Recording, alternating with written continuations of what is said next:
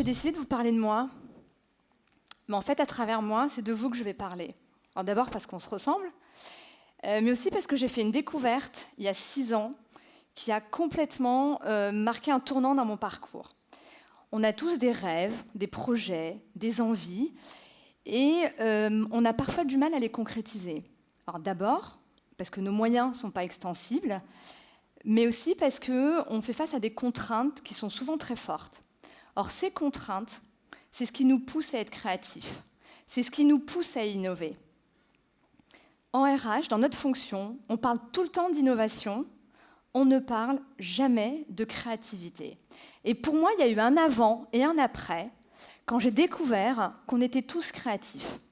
Alors cette découverte a marqué, a vraiment changé la vision que j'ai de mon métier, mais aussi ma façon de le faire. Quand on sait que la créativité est l'un des 10 soft skills les plus recherchés par les entreprises en 2023, moi je ne comprends pas pourquoi on ne le voit pas dans nos annonces.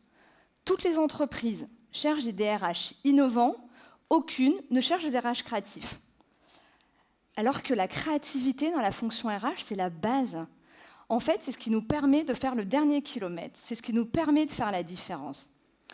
Et ce soir, j'aimerais qu'on sache et qu'on cultive et qu'on accepte le fait que la fonction RH est une fonction créative. Vous allez me dire, oui, mais est-ce qu'on peut vraiment être créatif dans des environnements contraints? Alors non seulement on peut, mais en plus on le fait depuis toujours. Et pour le coup, nous RH, on est devenus des champions de l'innovation frugale. Alors l'innovation frugale, qu'est-ce que c'est?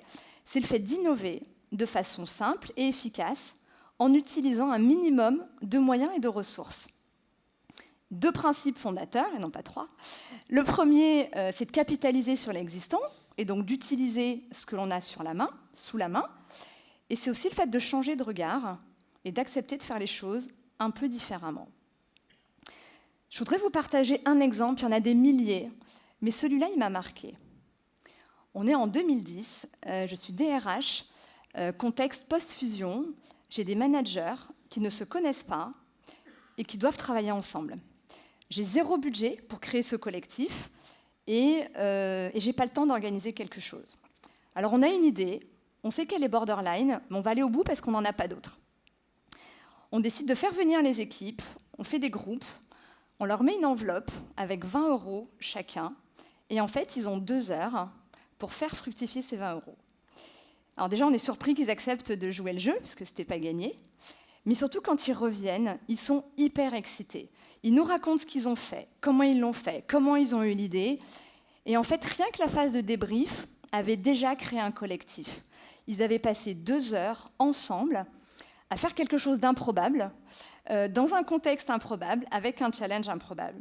Et en fait, c'est comme ça qu'on a construit la première pierre de ce collectif. Après, évidemment, il a fallu l'alimenter, mais la première étape est souvent la plus compliquée.